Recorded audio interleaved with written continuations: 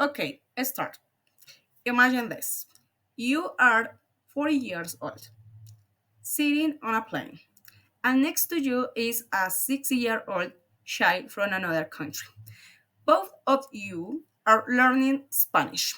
At the end of a month, who will speak better?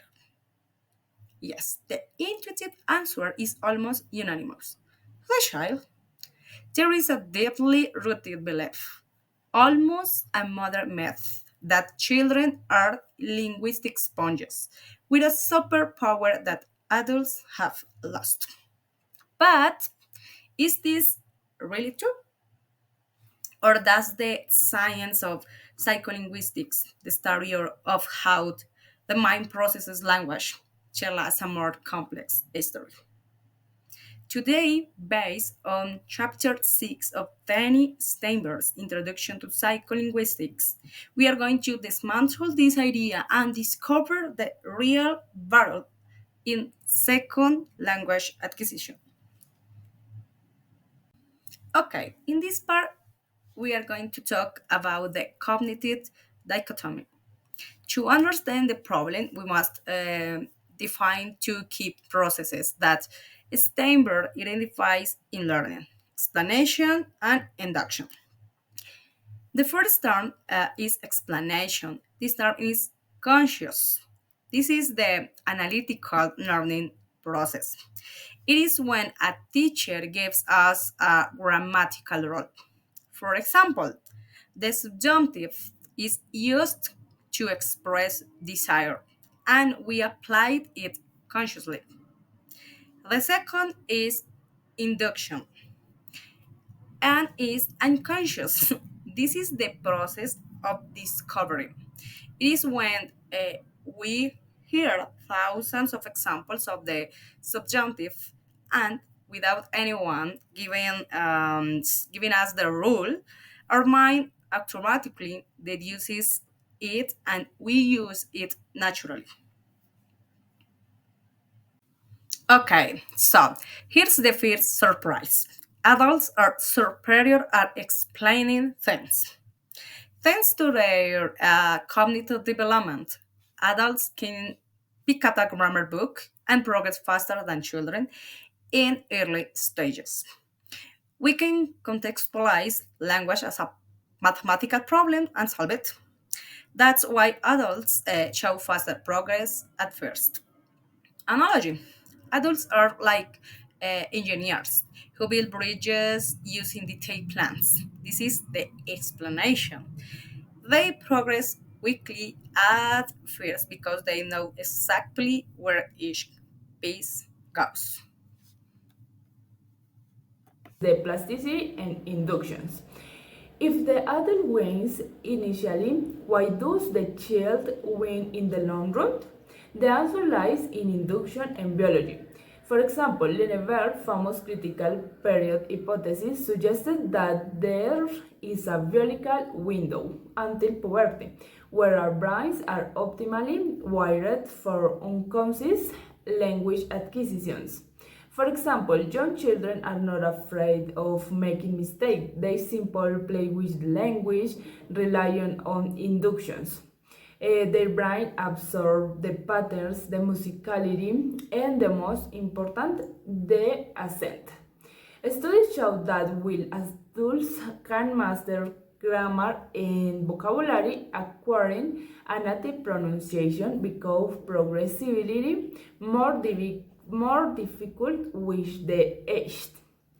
In the long run, young children achieve a much higher level of proficiency, especially phonological. One example in the real life, I think about pronunciation because it is the area where induction most vital. If a person immigrates at age 5 or 4 years old, I think they will be likely have a native accent and is more easy for them. And for example, other person immigrate at age 25 or 20, it is very more difficult for them.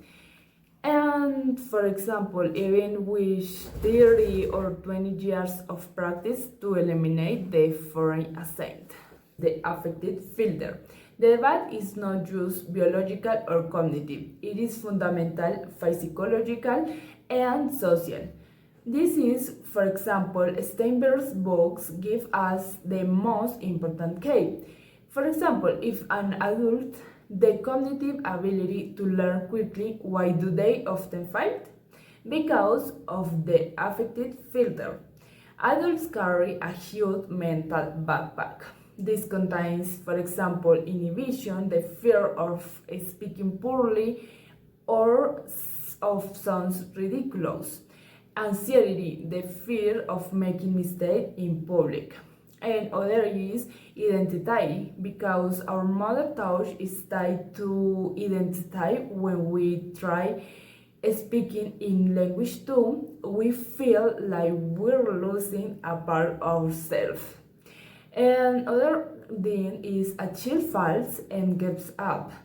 A child makes a linguistical error and it is possibility reinforced, but in the adults no. Adults make a mistake and feel embarrassed, which prevents them from practicing. Chinese and fear of ridicule are the biggest barriers to adult learning.